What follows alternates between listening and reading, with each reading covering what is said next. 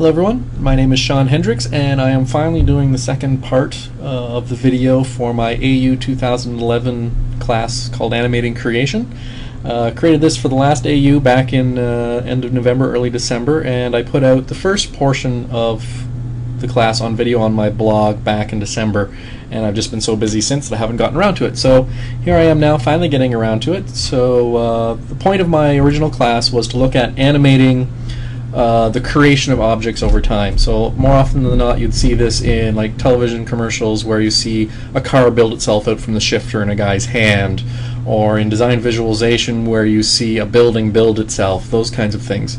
So I wanted to do a class on showing how to animate those kinds of tricks, and the first half, which you can find already on YouTube and on my blog, was looking at a more mechanical form of animation where we built up the microphone that I'm talking on right now. This second half I want to focus more on organic animation, making things grow as if they were plants, much like you see like a small small fern growing itself up out of the ground, that kind of thing. So to do that, what we're going to do is we're going to dive in and show a whole bunch of different techniques. I'm going to take you through some basic use of some fundamental modifiers as well as doing some Maxscripting in order to get all the different effects that we want to get with this scene. So with that, we'll jump right on in.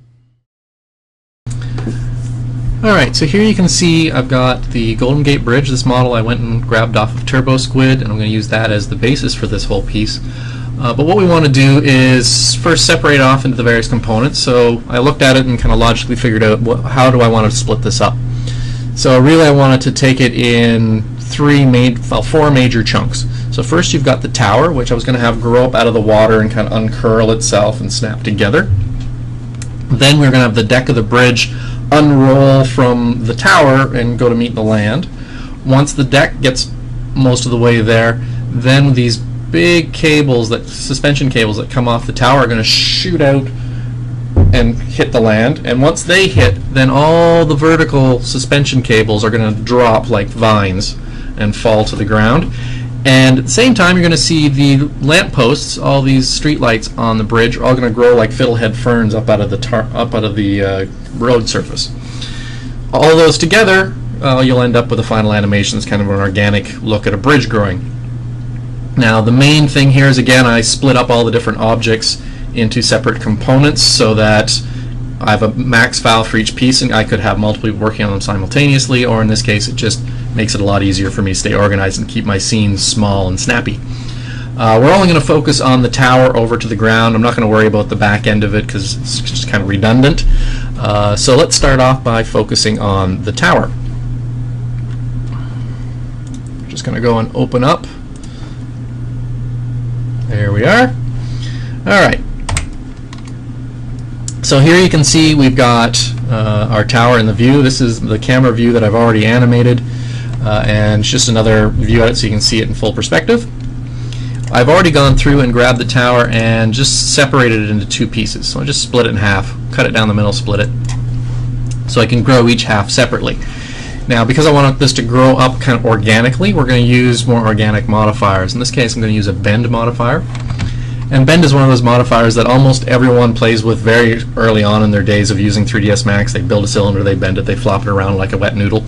And then most people, after they've done that for a little while, kind of forget about bend and move on to doing other things. Bend has always been kind of a useful tool in my mind for a lot of organic things, and the way I use it is a little bit different than just flopping a wet noodle around. So what I'm going to do is, you'll notice that the center for the bend is based on where the center for that object was, which I had placed at the bottom. So what we can do is now bend, and you can see it kind of bends down towards the bottom, which is all well and good and quite handy, but it doesn't really give me that curling up kind of experience. Well, the way to get that is to turn on limits, and you'll see the object kind of straightens itself right out. I'm actually even going to turn this a little bit more just to give us a little more to work with. But the way to control this now is to adjust the limit settings. Right now the bend is being told to happen at the center point from 0 above and 0 below, which means there's just like a crook that's infinitely small. So all we do is raise the bend's upper limit and we can curl the whole thing right back up, and you can see it kind of curling in two viewports here. And let's say right about there will do. And now we've bunched it all up around the center, and we've told it you cannot bend below the 0 point, but you can bend well above the top, well above the center point. So if we go into the bend now and grab the center, I'm just going to scroll forward and figure out, based on my camera animation and timing, let's say right about 80 frames. If I grab the center, the limits are based around that center point. So right now it won't bend anything below the center, and it'll only bend stuff above. So that means if I move the center, I'm forcing the bend to move up the object. And once it's at the top, let's actually do that with animate turned on. That would give us a better effect probably. Bloop, just like so. We can turn auto key back off, and now you can see it rolls itself up. Now right now the timing isn't quite right because I'm not seeing it in my camera view, but that's the beauty of this, is I could just as easily go here now and say, well, let's just see what it looks like if I just offset the keys. We'll even offset them a little further, right about there, further yet. There we go. So we can kind of make it grow up inside of the view of the camera. Now if I just did that, that's not bad, but I'd like to give it a little more control. So what I'm going to do is just go to this frame here, zoom in a little bit,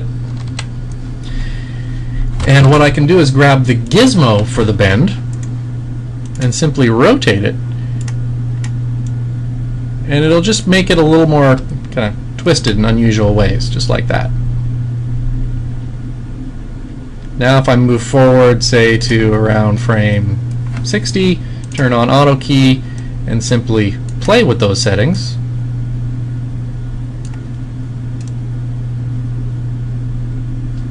I can basically get it to do all sorts of unusual kind of twisting and spinning and twirling as it does its growth, again making it look more like something that's actually growing. Once you've got those set up the way you want, you then throw the same thing on the other side. You've now got both sides growing up. Now one of the things you will notice, of course, is that this model is extremely low res because the original model didn't need a lot of geometry. It was all straight edges. So what I want to do is round this out so it looks more organic, but people will say, well, so you use Mesh Smooth or Turbo Smooth, but if you use those, then it'll soften everything. It'll actually take all the sharp edges off, and I don't want to do that. So what I use instead is I jump to the editable poly level, so I'm jumping below the bend, and I'm going to add a Tessellate modifier.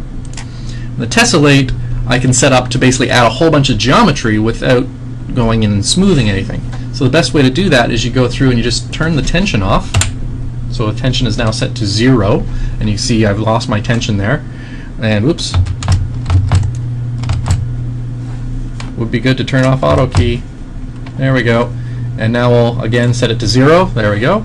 And now if I turn up the iterations, if you watch here, you'll see it start to round itself out. There we go. So we now get a nice smooth round. Of course, this is a lot more geometry. We're now getting ourselves into hundreds of thousands of faces for this that we're bending. And I don't really want to have it slow down my viewport, so all I do is right-click on Tessellate and say turn off in viewport. So it'll always turn on in the renderer, and it'll give me a nice smooth object, but in viewport I'll keep it nice and snappy by doing it this way. So let's take a look at the final piece for this. And what we'll do is we'll just switch this one to a camera, shade it, and we'll blow it up to a full view. And you can see here now I can grow that tower just like so. And I can do it extremely quickly, so I can test my timings, my camera animation, all those things can be tested to get what I want. You'll notice I also set an animation that would push it up out of the water, so out of the scope of this video, but I could then add particle systems using P-flow that would give it the effect of kind of water streaming off this object as it grew up out of the water itself. So that's the first step. Now let's go on and take a look at doing the road deck. So here we have the bridge deck, and the tower we just worked on would be attached right about here. So what we're going to do is start with the road surface itself and curl that up. We're going to use the same technique we just used on the tower as a starting point. So we're going to go in and again grab that bend modifier. I can start to bend it. See, it's a little on the wrong axis, so we'll just adjust that axis, something like so.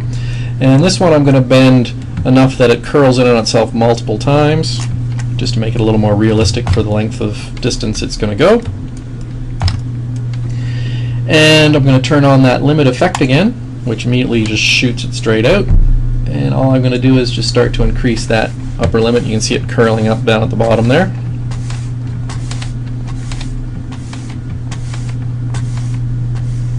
There we go. And now one thing we didn't do in the other piece that we're going to want to do on here is, this doesn't look very realistic because the curl isn't kind of inside of itself. It doesn't curl in, it's all sitting on top. So what I'm going to do is just go into the bend, go to the gizmo, turn on rotate, and you can actually just rotate in or out of the curl and it'll tighten itself up like this, so you get a curl to the inside, which will make it a little more realistic overall. And if we want, at this point, we can actually expand the number of curls just to tighten it up even more, just like so. And now we turn on auto key and say, well, where do we want this to finish unwrapping? Well, let's say somewhere around 150. So now we'll grab the center, and just like we did with the tower, we roll it out, just like so. So now we've got it rolling. And a nice extra touch you can do is just to make it feel a little more organic. Typically, it may start curled, but it'll also start small if it's a plant. So what we'll do is just grab the center and just pull it down a little bit just to tighten it up. And as it goes further along, we will expand it up like it's growing at the same time. And then at the other end, if you want, you can start to shrink it as well. I'm not going to. I'm just going to leave it as is. And I'd probably go in and adjust the animation at the end just to make it flop a little harder and faster at the end, but we're not going to worry about it here. But that gets us our road deck. Now I want the deck underneath all this girder work to do something as well. So we'll just jump out of the bend, pick on those girders. And to do this, I'm actually going to unhide the girders. But it's all one big object, so it's not like I can hide individual pieces. But I can use a deletion. So what I'm going to do first is select using a volume select. And volume select creates a box automatically around this object. So this volume select is just size the object, it's put a box around it. If I go in and look, I can grab onto that gizmo and just show it to you. There's the box. I want to actually grow this just a little bit, so I'm going to scale it up slightly on 2 axes just so I know it completely encompasses everything. Now the volume select can select objects, vertices, and faces. In this case I want to select with faces, and if I go to F3 you can see all my faces are selected, they're all red. And now what I'm going to do is just turn on, and actually let's just delete that key, I don't want that quite like that, there we go. So I'm going to turn on auto key, slide this along to, let's say, 120 before the deck of the bridge is fully fallen down. Move it and just slide it along, and you can see the selection moves as I move this through. So right about there. There we go. And I can adjust the animation of this just to make sure that it kind of tracks with the deck, but I'm not going to worry about it at this point. Once you've done that, you can jump up to the volume select level and just throw a delete mesh on it. And now anything that gets selected by the volume select will get passed to the delete mesh, and it'll delete it, just like so. So that's just the simple way to make that bit disappear. Now we want to deal with all of the railing. So what I'm going to do is use the exact same technique we used on the microphone, where we created an FFD around the knob of the microphone and forced the knob through it, which caused it to shape around that FFD and make it kind of pop out and give a little jiggle. So to do that, I've already created an FFD just to save a little bit of time. So I'm going to unhide by name, FFD. So you can see there it is. And if I pick on it, that's what it looks like. I'm just going to grab that, and you can see basically I have the size of the FFD at the front end, which will hold the railings completely, and then I crush the FFD for the rest of its length, which will squash down all the railings. So now if I go in here and just bind to space warp.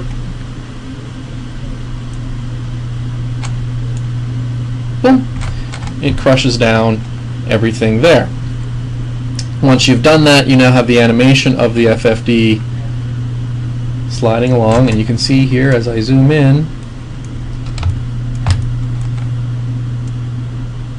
how that railing is growing based on the FFD.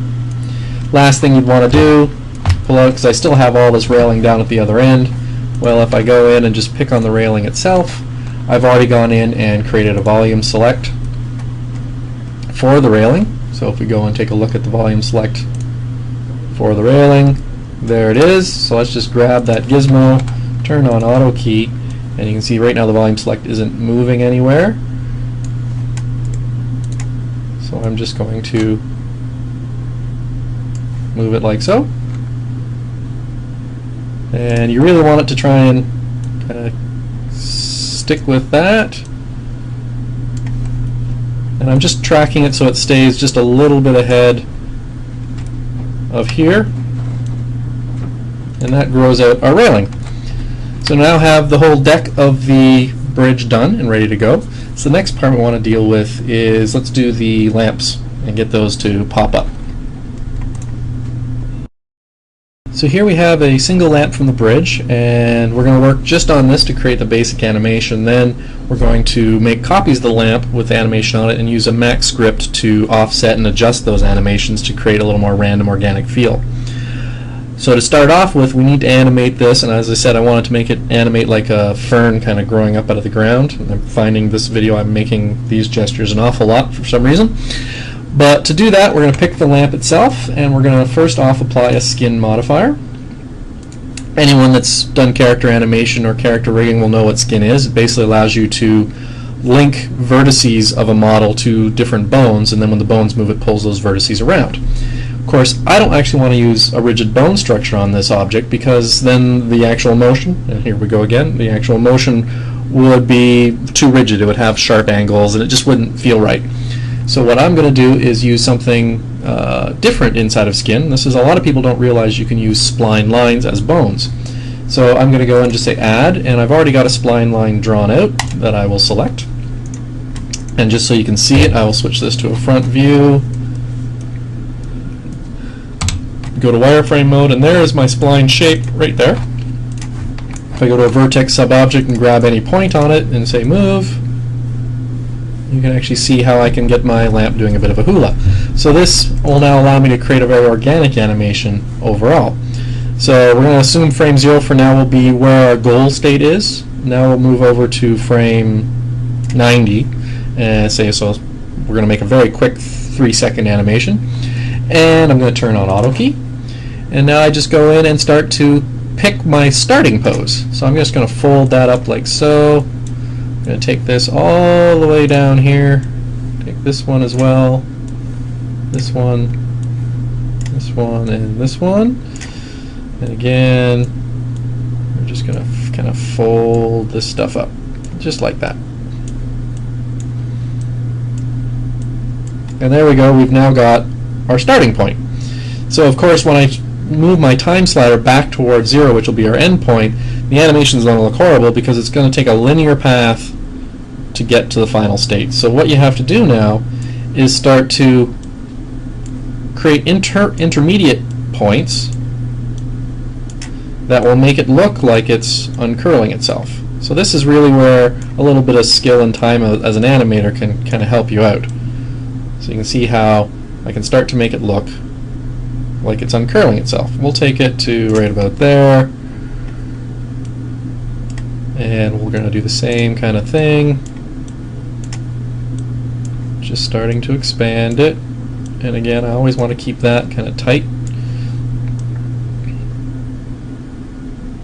And I'm going to take all these vertices, and I'm going to take the keyframe at frame 0 for all of them, and I'm going to move it as well to around 15. So that becomes our nearly end state. And you can see somewhere around here I'm still going to have to make a few adjustments. So let's just fold that up like so. And at this point I also want to keep this folded because I want to keep that light closed like a flower right up to the very end. So you can see how it holds itself together. And now I'm just going to go a couple frames in and start to unroll it. Just like that. And somewhere around here, I want it to make it almost vibrate as it pops open.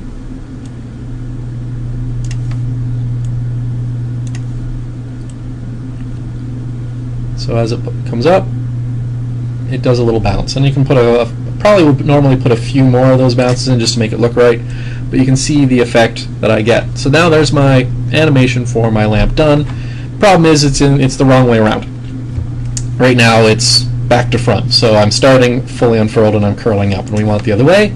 So in order to do that, I'm just going to close out of sub-object mode. I'm going to open up the track view, and I'm going to go into dope sheet mode. So editor, dope sheet, pick on the line, and if you go into the object for line 61, there's a master controller, and this has all the vertex animation for the whole spline. So I select everything, and right now I'm on time select, and I just simply scroll that out like so to pick all the keys that I want to do, and then there's a reverse time button, and I can just flip it, and so now it curls up the other way. So I have effectively reverse time, and if we look at the timeline, so 110 frames is now our total animation because I left myself a little gap at the beginning. So 110 frames. So I don't want to worry about the rig for this object anymore. I want to just deal with pure baked animation. So the easiest way to do that is now pick my lamp, and I'm going to add what's called a point cache. So we go and pick point cache, and what point cache does is it allows you to record the position of all the vertices of your object per frame. So it's basically going to bake all the animation in. So I'm going to create a new point cache. We'll call it lamp 09. Sure. There we go. So that's now in there, and what I want to do is just record from frame 0 to frame 110, because we already determined that's how long the animation was. So there we go, and you can see here I've now got 630 points, evaluating 111 times. And if I want, I can now disable all the modifiers below, which is the skin, and this will still do its thing. I can now delete the spline shape if I want, and this will just work. It's now using a file. So this is quite handy. Now what I can do is make a bunch of versions of this lamp and put the point cache on each one of them, and they'll all animate. And of course what I did in this case was I actually made a few different animations of the lamp, so I had different versions of the point cache. So if you see here, I can go and load a different point cache. So let's go grab say lamp 01, and that's just a slightly different version of the animation. You can see there's the spline from my last animation there, but now the new version is a different animation. So I have a bunch of different choices. So the next step is we want to start to create the Maxscript that's going to control all of these things. So let's take our lamp, and I'm just going to get rid of the spline. We don't really need that anymore. And let's just pull ourselves out into 3 dimensions, pick on that object, and what I'm going to do is move it while copying, and we'll make, let's say, 6 copies. So we now have 7 lamps, all working at exactly the same timing with the exact same point cache. So what we want to do now is figure out what do we want to change in these lamps to give them random variety, and we're going to do that with a script to make it quick and easy. But first let's look at taking a single lamp and changing it, just so we can understand the process, so you can kind of break down how you're going to script it. So the thing we're going to be adjusting is the point cache modifier on the object. So I've picked the second lamp, and you can see the first thing we could change is the point cache file itself. So if we have multiple point cache files to choose from, then it makes it fairly easy for us to just drop one on each different object, and you'll get some randomization just from that alone. So if I go in here, for instance, say load, you can see right now I'm lamp 01. I can just easily make that lamp 02, and it becomes a slightly different animation than the others. We'll just pop that back down. So that's one thing we can change. The other main area we can change, though, is down here under playback type. So right now it's set to original range, so it's going to load up the point cache and play the exact frames at the exact time that they were recorded. In this case, some of these were 0 to 110, some were 0 to 90, it varies. But basically you'll see that I have original range, so I flop that down and I have multiple choices. I could go to a custom start, and this will take the point cache and just offset it by whatever number of frames I say. So I can say start playing the point cache at frame 30, for instance. I also have a custom range, so I could say take this whole point cache and play it, even if it's 90 frames long, play it between frame 5 and frame 60, so it'll speed up the point cache, or I can stretch it out. So I have that kind of control.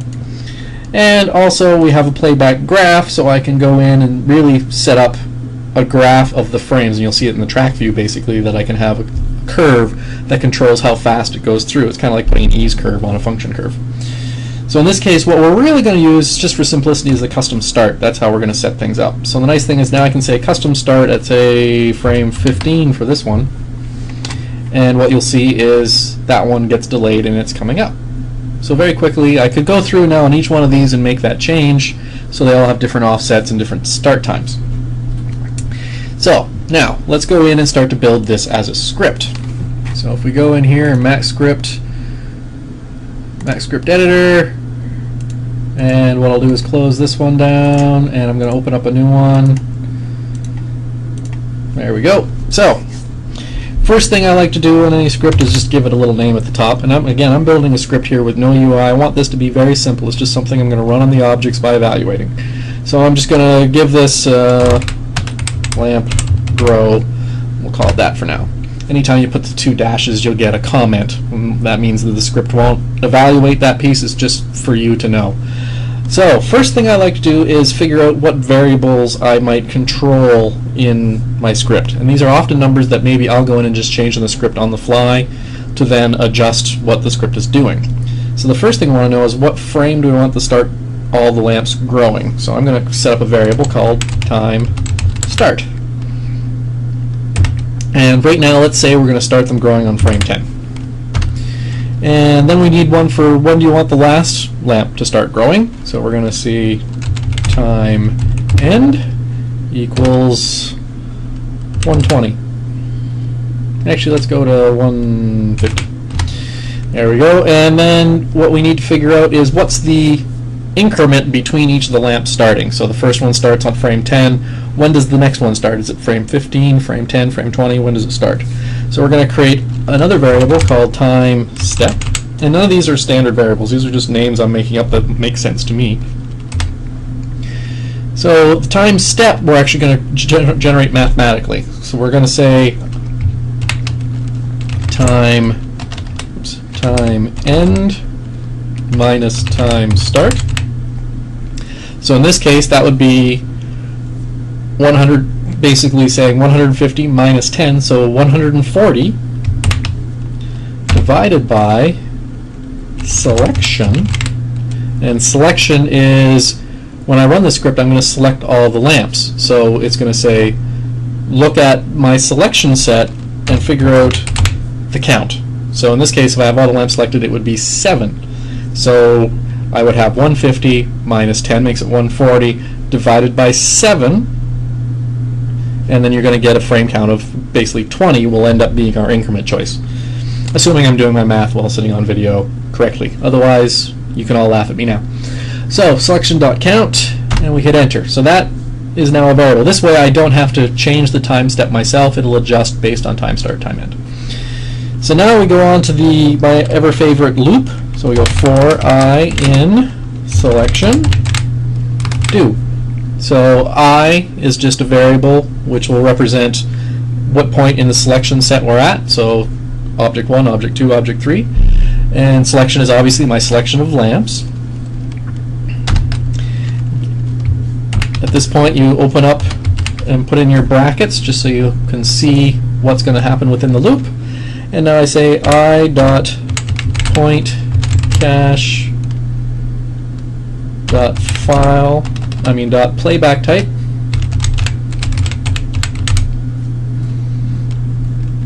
equals. So all I'm doing here is I'm saying object I, so whatever object I'm currently on in my selection set. So on my first loop I would be on this lamp here. So that lamp dot point cache, and let me spell it right here so this actually works.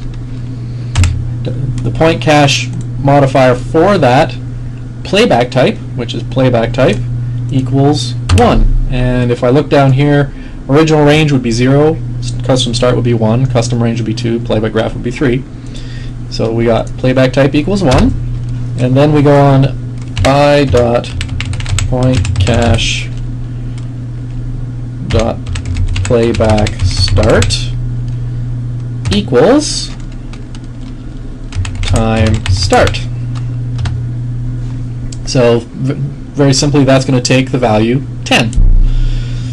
Now we can go in and add one last line, because once we've set up that lamp should be set to a custom start and it should be set to start at frame 10, we got to be prepared for the next loop when we do the next lamp. So I'm going to now say time start equals time start plus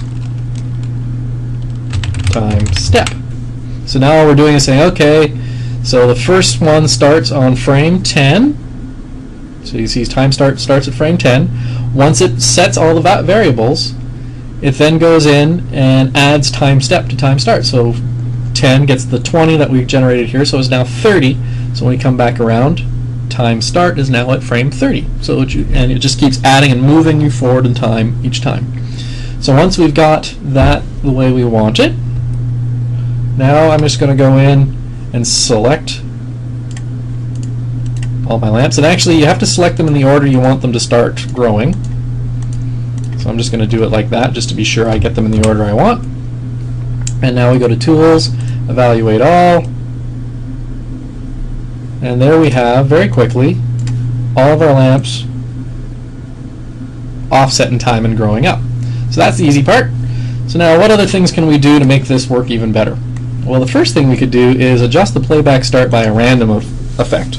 Much like we did when we were doing the microphone and the other videos, I can go in here and say, let's add to the playback start currently is equal to time start plus random from -5 to 5. So all we've done now is said add a random value to time start that's somewhere between plus and -5. And now if we go and simply say Tools, Evaluate All again, now there'll be varying levels of distance in between each of these animations.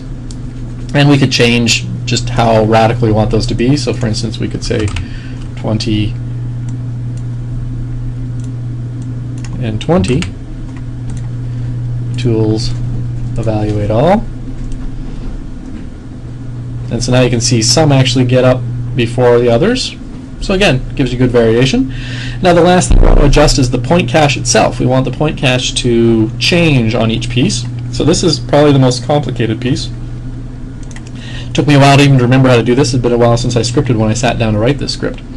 So the first thing is we have to set up another variable before we get into the loop. So we're going to call this variable pcache files. And we're going to say equals get files, which is a command inside of Maxscript. And what we got to do is tell it what files do we want to get. So if I go in, open up my browser, I can see here's where all my point cache files are. So I'm just going to do a quick copy of the address for that. I'm just going to put quotes, paste it, and then you put a double slash on the end, and what we say is LA star. So I'm basically saying find all the files that start with an LA and end with .xml, and then I just put quotes around that. So now it'll go and basically read into point cache files all the files that start with LA and end with .xml. In this case there are, I think, 4 of them. So now down here I can say let's add in one extra line. I.pointcache.file name, and I went and spelled cache wrong again. I'm very finger dyslexic when it comes to the word cache. Equals pcache files. And now what I have to do is determine which of the pcache files, and because it's an array, I can go in and say random 1 from 1 to pcache files dot count. Like so. So now I'm basically saying, look at the 4 point cache files you have to choose from that are in this variable, and pick one randomly between the first one and however many there are, in this case 4. So it'll pick out of a random of 4 of them. Once I've done that, I can again go in and say tools evaluate all, and now you'll see not only have random timings, but I have random point cache files being used as well. And you can tell that just by looking up close that I have some different choices and different shapes for the lamps in the final piece. So that gets us our Maxscript for lamps, and I can now apply this to literally anything with point cache files on it. So I usually keep this script around for all sorts of random uses as I'm working in my animations. So on our next step, we're going to do the final piece, which is all the rigged cables for the bridge. So here in this file, what we've got is a bunch of curves that I'm going to use to create the suspension cables. So the primary one here is the main curve that runs from the tower down to the ground, and then we get the first of the vertical curves. And I'm just going to build this curve and a couple verticals to give you an idea of how the process works. After that, it's all about making copies and then using things like the same Maxscript technique we used for the lamps to randomize things a little bit. So in this case, first we're going to start off with this curve here. So what we want to do is we want to have it start curled up against the post and then kind of fling itself out and drop onto the ground. So to do that, think of it almost like someone firing a wire with a harpoon gun, except it's curled. So what we're going to do is pick that object, and instead of animate the way I animated the spline that grew the lamp, I want something with a little more high-level control. So I'm going to go down here and hit Spline IK control and create helpers. And what this does is it creates a helper that's bound, that binds each one of the vertices on this shape. So the beauty is now we can click on any one of these and move them around. Now the default to the way this is set up is we'll link all of the helpers in a hierarchy. The beauty of this is it gives us a little quicker way of rolling things up, in that I can select the top dummy, double click on it, it'll select all the dummy objects that are attached to it, and if you make sure that your pivot center is set to individual, like this, then when you do a rotate, the whole thing will rotate itself together. So before we go any further though, we want to lock everything down in its finished position. So I'm just going to again make sure I've got all these guys selected, go to frame, let's say 70, and do a set key, so they're all keyed now, and now I can go back to frame 0 and set the starting point.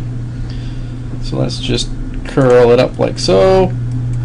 I'm gonna just pick a little later in the channel and curl those up, and now I can go through and start to make adjustments. Now of course, if I wanted to spend a little more time on this in the video, I could go into the spline itself and just start to adjust tangency handles so we get a little less angularity and everything. But this will get the job done for now. So we've got our basic point, and now if I select all of them again, I'm just going to make sure we have a keyframe on that.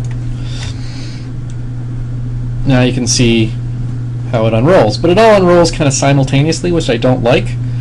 So what we're going to do is we're going to take it to, say, around 50, and I'm actually going to go and select just kind of halfway down the spline, grab the original keys and slide them down to 50, so it'll keep the curl in those ones a little longer, and then allow that to fold out. And I'm going to take the next set and kind of do the same thing, just a little further along. Boom. So now we get a little bit of a faster kind of whip action as it hits the bottom. Now to make this really sell it, we need to have some dynamics on it, something that makes it look like it has weight. And we've got to remember this is supposed to be really big and heavy. So again, what we can do is turn off my auto key. I'm going to pick just the spline object itself, and I'm going to go in here and say I want to flex it. So I'm going to go in and grab flex. Flex is a highly underrated modifier. If you haven't used this a lot, play around with it. It's a great way of pretending to have dynamics on something. You can really fake the look of dynamics without it truly being a dynamic simulation. So I've just thrown flex on that spline. Let's just see what it looks like before I do anything else with it. So it'll go out, it'll fall, and you can see it kind of wiggles. Problem is the end kind of wiggles around.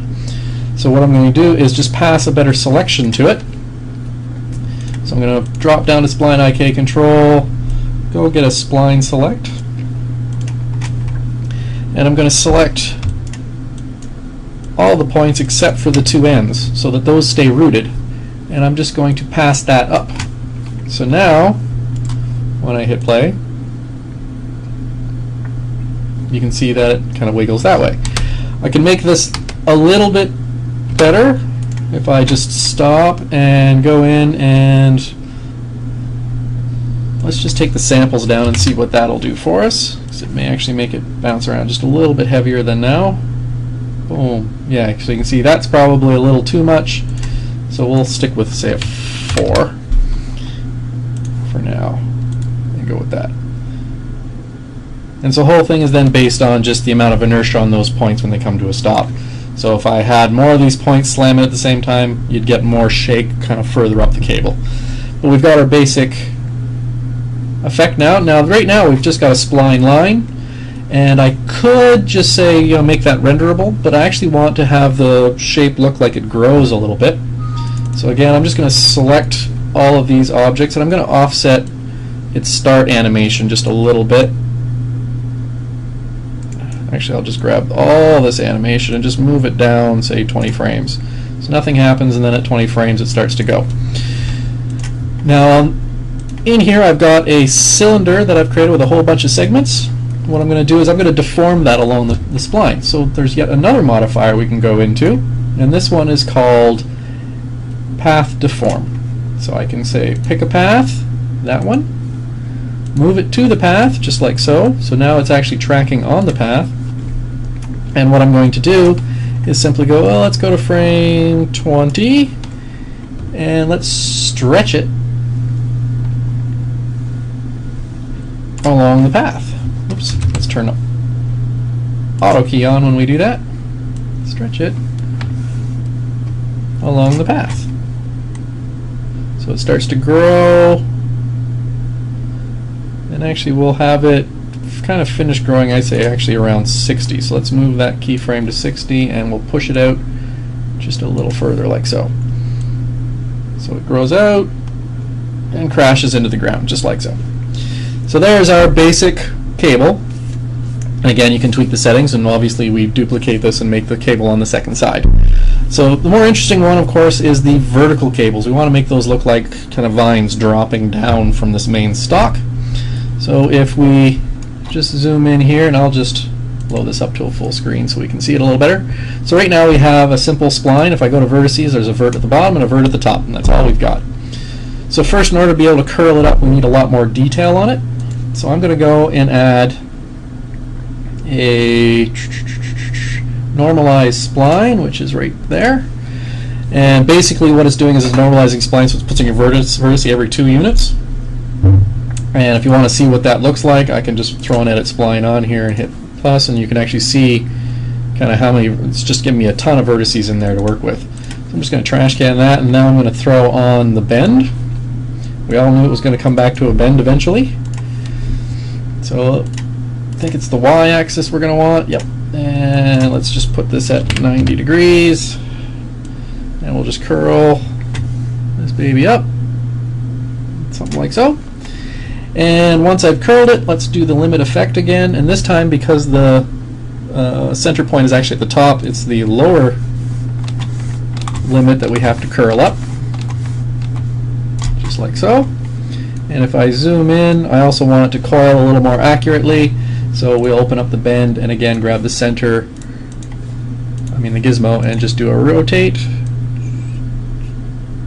something like that. There we go.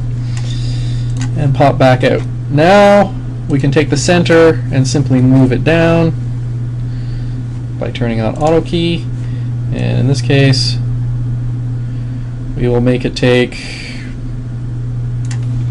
2 seconds. There we go. So it curls itself down just like so. And once we've got it curling down, then the last kind of cool thing we want to do with this is close up the bend and go in here and throw another flex on. Let's get that flex going. And if I back up and we just kind of focus on that piece, you can see how flex makes it look more like an uncurling thing. And if we go in and we can change to a higher quality solver, which will give us a slightly smoother effect. And what I found kind of interesting is if you turn the samples down on this, it'll actually really exaggerate the effect and kind of smooth it out, make it soft and subtle. Again, a little too much. 4 often seems to be where I end up falling out for this scale anyway. And there you go. So now, things to remember in doing all of these things is scale matters. The effect of flex will be dramatically different depending on the scale of the objects you're doing this on. So since we're working at kind of a bridge scale, I basically did all my tests at that same scale just to make sure I would get the things that I liked. But once I've got this all set up, now I can go in here and I want to put this on this curve. So I'm simply going to go in Animation, Constraints, and we're going to use a Path Constraint. I'm just going to go and pick that path. I'm going to get rid of it automatically. When you make a path constraint, it sets a keyframe at frame 0 and the end of your time to have it travel the entire path. I don't need that, so I'm just going to delete the last key, just like so. And so now that will start to drop immediately. I'm just going to go and pick on this guy again, and we're going to adjust the animation times to be a little further out. There we go, something like that. And now let's just pop further along. If I double click and select that helper and the spline, I can shift copy and move it along like so. And now if I back out again and hit play, it unfurls itself. Now if I don't like doing it that way, I can also turn auto key on and move out, say 30 frames, let's say 20 frames. And the beauty is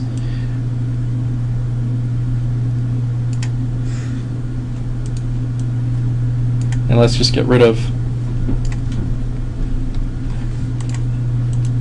and we'll see we have one extra keyframe out here somewhere, so there, that one. Let's get rid of that. So they all drop, and you'll notice this piece right here is now longer because it's moving down the slope. Well, there's a quick fix to that as well. If I turn off auto key, go back into our modifiers, go right back to the original line, and go to the vertice, we can just grab that vertex and pull it up like so, and close it back down. Now if we drop back, hit play, you get the animation of the cables. Now you can just duplicate this as many times as you want, and if you want the cable animation to be a little bit different for each one, we can simply go back into the bend, and for instance, let's make this negative 90, and we can kind of adjust angles, we can do whatever we want with it, and we'll get different animations every time just by adjusting the settings or going in, and if we put it back to 90, simply finding a halfway point, grabbing that gizmo, and just giving it a little bit of a tweak. So for instance, just kind of tweaking it out this way, like so.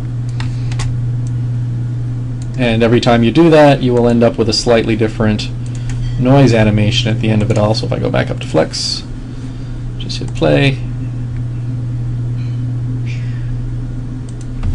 So once you've copied all of those, basically I make one bank of all the cables and I save that as an XREF, so that way I can bring it in twice, one for either side, and start to randomize it. So now let's give you just an idea of what the whole thing looks like at the end of the day.